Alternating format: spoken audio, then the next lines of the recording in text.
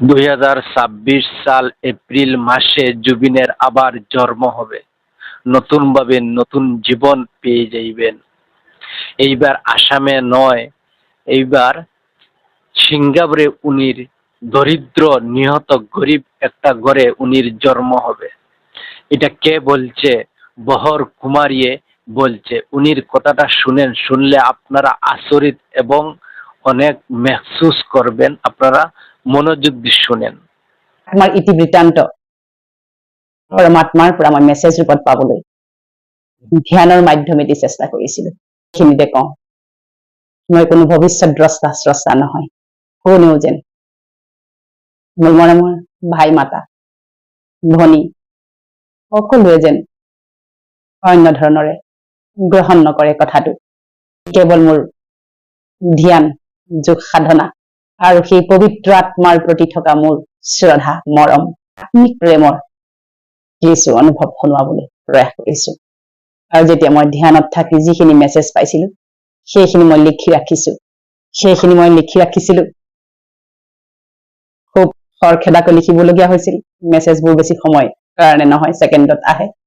গতিকে এনেধৰণেৰে লিখিছিলো, কিন্তু মোৰ হাতৰ আখৰ খুব বেয়া হৈছে, কাৰণ মই চিম্বলিক আখৰ দি লিখিছিলো। মই মোৰ সেই ধ্যানৰ যোগেদি মোৰ নিৰাকাৰ পৰম পিতা পৰমাত্মা ঈশ্বৰ আল্লাহ গড ভগৱানে, মই তেখেতক সোধোতে তেখেতে মোক যিখিনি টাচিং কৰালে, যিখিনি স্পৰ্শ কৰালে, মেছেজ সদায় স্পৰ্শৰ আকাৰত আহে, ইনটিউচনত আহে, সেইখিনি মই আপোনালোকক শুনোৱাবলৈ প্ৰয়াস কৰিছো। প্ৰিয় জুবিন গাৰ্গ এইবাৰ জেনেৰেশ্যন বিটাৰ অন্যতম নায়ক হৈ পেলাই জন্ম লব।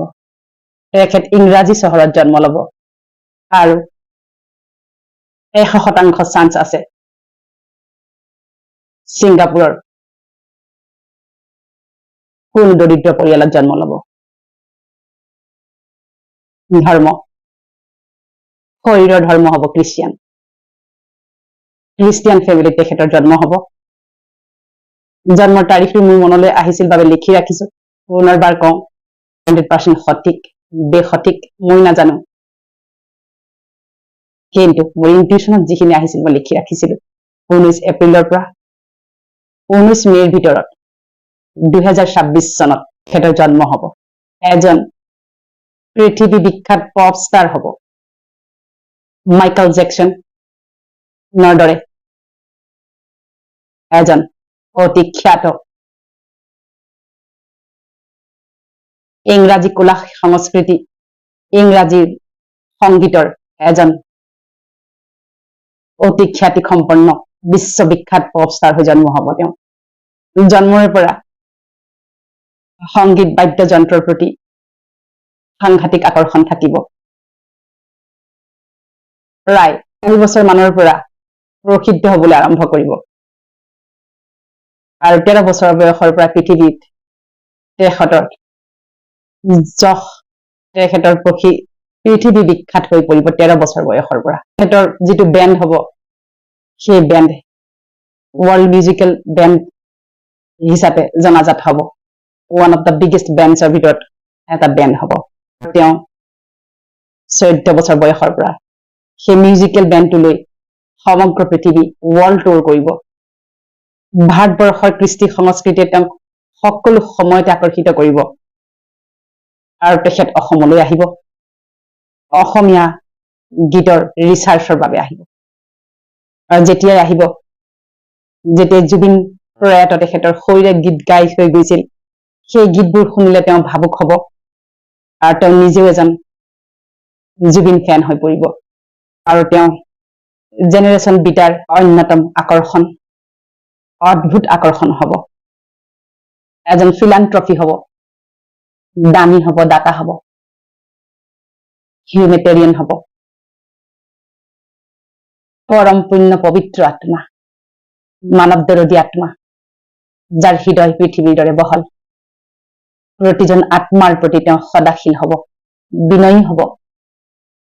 সেই নিৰ্মাণকাৰী শিশু সুলভতা থকা আত্মাই বিশ্বত এইবাৰ কেৱল আমাৰ ভাৰতবৰ্ষতে নহয়, বিশ্বত তেওঁ এবাৰ জিলিকি উঠিব আৰু সেই আত্মাৰ জন্ম হব 9 মাহৰ পিছতে।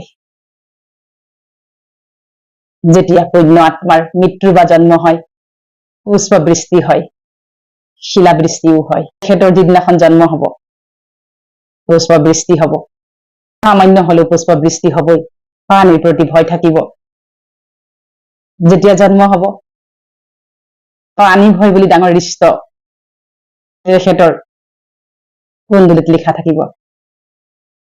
সাগৰ মহাসাগৰ ভাল পাব, কিন্তু নামিবলৈ ভয় কৰিব। তেওঁ বেছি এয়াৰ ট্ৰেভেল কৰিব, সামুদ্ৰিক ট্ৰেভেল কম কৰিব, আৰু দেখা গৈছে ভেজিটেৰিয়ান হব।